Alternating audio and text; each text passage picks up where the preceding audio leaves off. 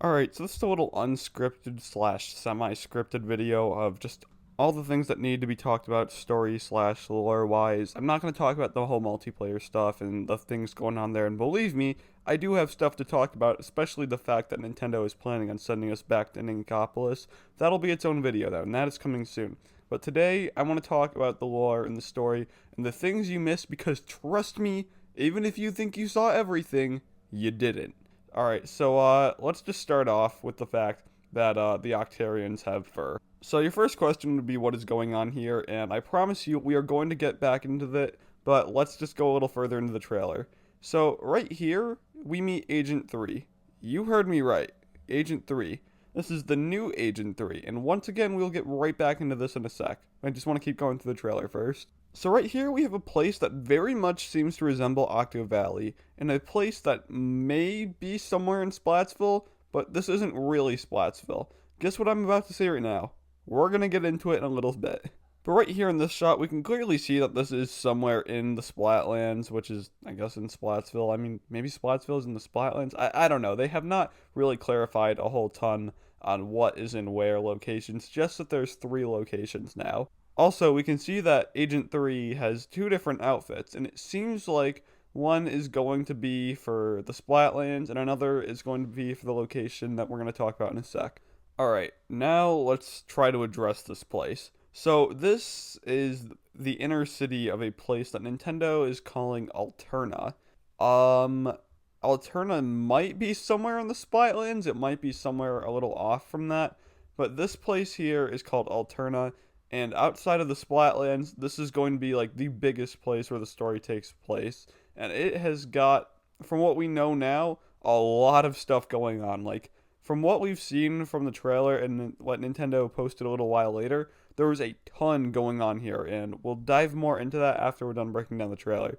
Most of the info that we're going to talk about today doesn't come from the trailer, but some pretty important things do, so we're going to go through all of it. So right here, we can see that the Zapfish are back, and we can assume that they're being used for probably a power consumption thing, like the Zapfish have been being used for the last 2 games. But it does seem like the Zapfish are going to be taking a very small role here.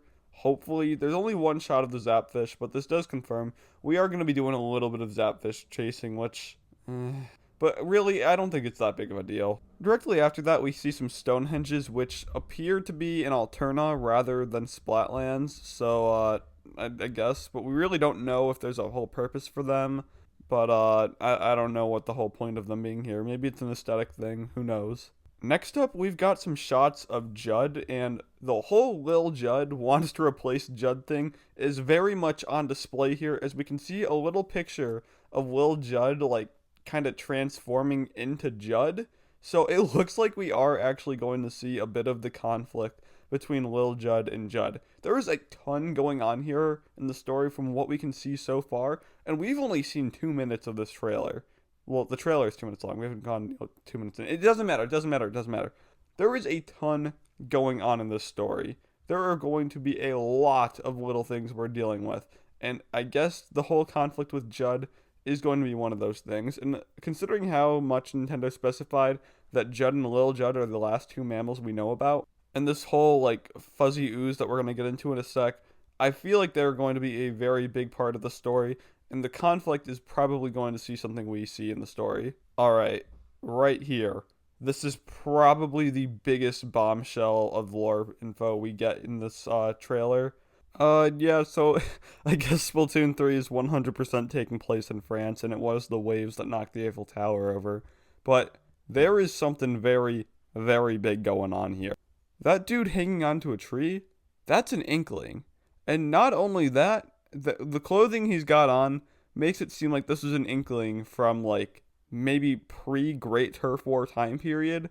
So, number one, the Eiffel Tower was knocked over sometime after humanity had fallen, but sometime before the Great Turf War based on the clothing. I assume here, this is an assumption, but the clothing seems a little older than even what we saw in the Great Turf War. And this does make a lot of sense in terms of lore, like, the tides didn't start getting better after humanity had all been wiped out. In fact, the tides starting to take up tons of land bringing water everywhere, that was the reason the Great Turf War started. So the Eiffel Tower being knocked over by some floods after that does make sense, and we can tell that this was just recently knocked over by the floods, as it looks like there's some form of like smoke coming up from the Eiffel Tower, which I don't know, maybe if it was ripped out really hard, some like smoke from like, I don't know, maybe cement knocking going up in the air, cement dust. I don't know, but we can see something coming from the remains of the Eiffel Tower here. Okay, this logo right here. I've got no idea what it means, but this logo here is also on the rocket ship we can see in Alterna. So I believe whatever organization this is right here, they're going to play a pretty big role. I don't know what that is yet. There's no way to know yet until we see more info. But keep your eyes open for this. This is probably important. So right here, we see the small fry salmonid being thrown at this fuzzy ooze stuff, which I promise we will get into later. I know I've said that a lot, but a lot of this info didn't actually get revealed during the trailer. It got revealed on Nintendo's website. But after that, though, we see our homeboy, Captain Craig Cuttlefish. He has finally retired and passed on leadership to the new Squidbeak Splatoon to the old Agent 3 from Splatoon 1, who in Splatoon 3 is in her early 20s now. Yeah, she was 14 when we first started playing as her, so yeah, hope you feel old now. But from what we saw on Nintendo's website, even though Captain Cuttlefish is retired now, it does seem like he's still going to play some big role in the story. Also, this weapon we see right here being held by new Agent 3, I'm gonna assume this is the new hero shot, although there's no real way to confirm it, but I would assume the main weapon that Agent 3 is going to have here is either going to be the splat bow or the hero shot, but probably the hero shot. So I assume right here in this shot, this is where new 3 meets the Squid Sisters and old 3 based off of them doing their little hand things, but there's no real way to tell unless we actually get it in the game. Also, old 3 has her own little hand thing now, which I find adorable. Now, Octavio. I'd like to say we know why he's here and out here in this big giant mech, but we really just don't know, and he's just kind of out here doing stuff. I know a lot of people have been saying that they think he's going to be a good guy now, but I'm really not sure about that, and for the sake of keeping this video as objective as possible, I'm going to go off his track record and say that he's probably up to something no good, especially since the Octarians are back as the main antagonist. But yeah, for now, we really don't know what DJ Octavio is doing here. This place right here, once again, this is Alterna, and in the end of the trailer, we hear something shocking that reveals a lot. Listen for yourself.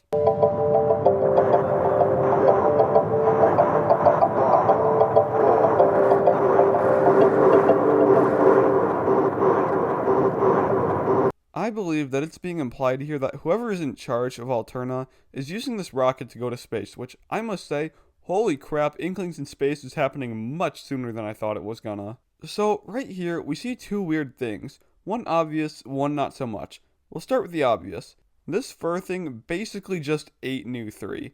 We saw an animation for her being splatted, and then just boom, covered in fur. And I promise we'll break this down in a sec.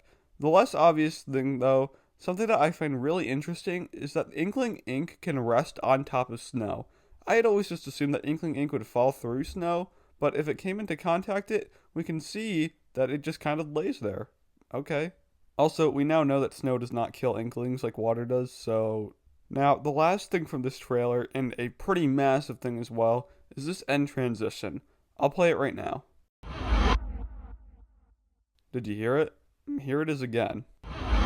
Yep, that is the Grizzco jingle. Do not be confused, everyone. Just because Grizz wasn't in this trailer does not mean that he won't be a part of the story, and that jingle basically just confirms that he is going to be a part of this somehow. Alright, now let's touch on all the things that I said I was going to get back to. So all of this info that I'm going to get into now comes from the Nintendo website, and it reveals a ton. So basically what I'm going to do is read off the ones that contain anything related to story or lore, and break it down paragraph by paragraph. This Splatsville youth and trusty little small fry buddy are scrap hunters who search for junk gems by day and splat it up in turf wars on the side.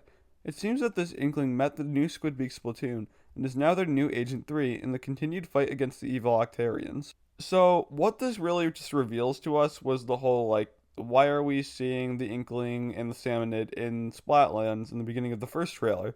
So we now know the new, like, little job that, this Inkling had beforehand, and I want to say that maybe this will possibly give some, like, foresight as to what we're going to see as the new minigame in Splatoon 3, like Salmon Run was. I don't think it'll be gem mining. Maybe it'll probably be something like we do in a mission or something. But it seems like gem mining is something that Inklings do here in Splatsville. And yeah. As for Agent 3, though, well, old Agent 3, I touched on this earlier, but let me just say it again. So, old Agent 3 is now the new leader of the new Squidbeak Splatoon.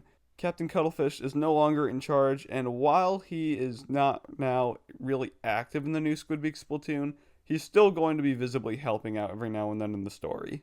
Also, blah blah blah, the Actarians are evil again and they're doing something. This is the hero suit worn by the new Agent 3. It's flexible enough to bust sweet moves in, yet it can withstand harsh conditions in the Splatlands.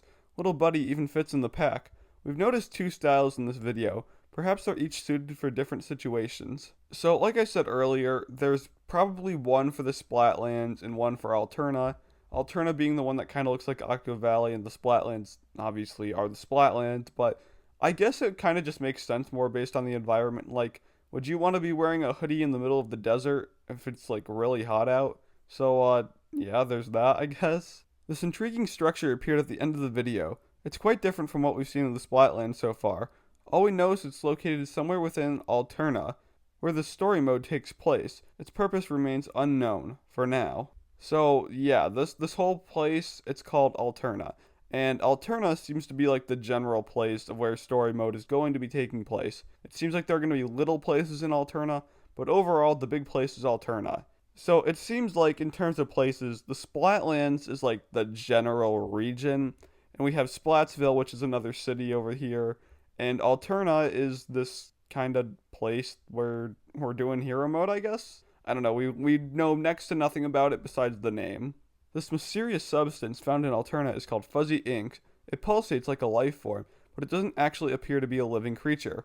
It appears to be partially covered with brown furry stuff, leading us to suspect some kind of connection with that hairy Octarian. So, fuzzy ink, it's not alive, although it produces hair-growing properties. We really don't know a whole ton here besides what this is. So, to me, this thing kind of reminds me of sanitization. Like, look at this Octarian's eyes, and then look at the, like, ink thing here. These are pretty similar colors, and look what it's doing to the Octotrooper. This very much seems like sanitization for me, but what really is curious to me is that we see Agent 3 react to touching the fuzzy ink. They just kind of like explode into a puffball. Whereas the Octarians, which, not the Octolings by the way, like Octolings are probably going to react the same way that Inklings do, but the normal Octarian troopers, they don't seem to react the way that the Octolings do here.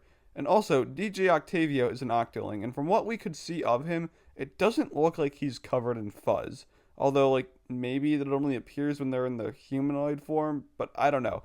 DJ Octavio is not fuzzy, whereas all these other Octarians are, but maybe DJ Octavio is, like, cautious about using it because he doesn't know what it'll do, but, I don't know. There's still no jury on either of these. Besides that, this stuff here is called fuzzy ink, and it will poof you up if you touch it. We've learned a terrible truth. If an Inkling comes into contact with fuzzy ooze, some manner of brown, hairy, fur-like substance grows all over the body and they lose their sense of self. In this state, they're unable to do much but hopelessly roll around. So if you needed an even bigger connection to sanitization, there you go. It's right there in black and white. We don't know how this works, but like we barely know how sanitization works. I mean, we just kind of learned a little bit more about it, but who really knows right now? This thing it's got to have some connection to sanitization, at least in how it's reacting with sea creatures that touch it. In less terrifying news, we've learned that small fry aren't affected by fuzzy ooze. In fact, they can eat it and clean it up. Seems like these little buddies might just be the key thing to solving the mysteries of Alterna. So, this is important to note just because of what it is, but I don't think it needs a whole ton of discussion on because, like, they kind of just put it there and there's not really a whole ton of question there. Small fries can eat up this fuzzy ooze or fuzzy ink, whatever they're going to call it. They've called it two names now, so I really don't know.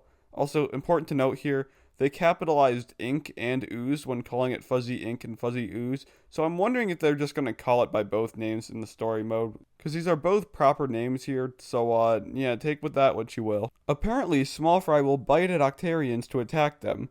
activate helpful contraptions, and assist Inklings in various ways. They may be small, but they're seeming more and more like a brave, reliable sidekick. So, yeah, I guess this kind of does confirm that the Salmonids are going to be our little sidekicks now. So, yeah, I mean, I wonder if they can actually just, like, fawn eat the Octarian or just, like, the fuzz off of them, but I guess we'll find out in game. But yeah, they will attack Octarians for you. This is the new Squidbeak Splatoon, who work together undercover to defeat the evil Octarian army. On the left is Agent 1, on the right is Agent 2, and in the middle, their captain. Their true identities are a secret, and they'll do whatever it takes to support the new Agent 3. So obviously, we know who they all are, but it does seem like they recruited this new Agent 3 to be the replacement of old Agent 3 now that she's taking over as the leader of the new Squidbeak Splatoon. Also, I didn't mention this earlier, but we can see a scar on old Agent 3, so there's that. Next we have Scorched Gorge, a stage that's seen in the previous video. We hear the strange rocks that rise up like chimneys were once undersea hydrothermal vents that now appear on land due to the changes in the planet's surface. This area is also a designated national park and is quite popular. That one has to do with maps and stuff, which could be considered multiplayer, but it's kinda cool, and not depressing lore like the ones that were shown off for the other map, which will be talked about in the next video. Seaside is a grungy, rebellious trio that reps from the Splatlands. Growing up without formal music training hasn't caused them to miss a beat, and they've risen to the surface on their ambitions and attitude alone. I'm gonna be real with everyone. I think they're salmonlings, and as much as I really don't like the concept of salmonlings, they do kinda look like what we'd think we'd see in a salmonling.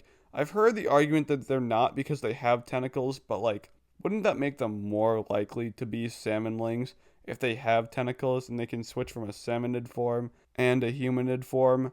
There's no real way to know for sure, but like, we haven't seen Inklings with gray skin tones before. Although I don't want to rule it out, because we've also seen in lore that there's been an Inkling with multicolored tentacles, so it's definitely possible, I guess, for an Inkling to have gray colored skin. It's just not something that we've seen very often at all, and all of the Inklings that we've seen before have not had this. But if you want my opinion, I think they're salmonlings, and I'm not happy about that at all. But for now, that is all the story and lore elements that I could really pick out of the website and the trailer. Let me know if I missed anything, and within the next few days, I will be talking about the multiplayer and the aspects of that, and how Nintendo so thoroughly botched bringing back old maps. I told you so, everyone that told me I was being paranoid about that, and that they wouldn't just send us back to Inkopolis and not do anything with the maps. I told you so, but I will talk about that one later. Alright gamers, I will see everyone later. Hasta la vista, baby. I never say that. Why did I say that? I'm gonna leave that there because it's weird.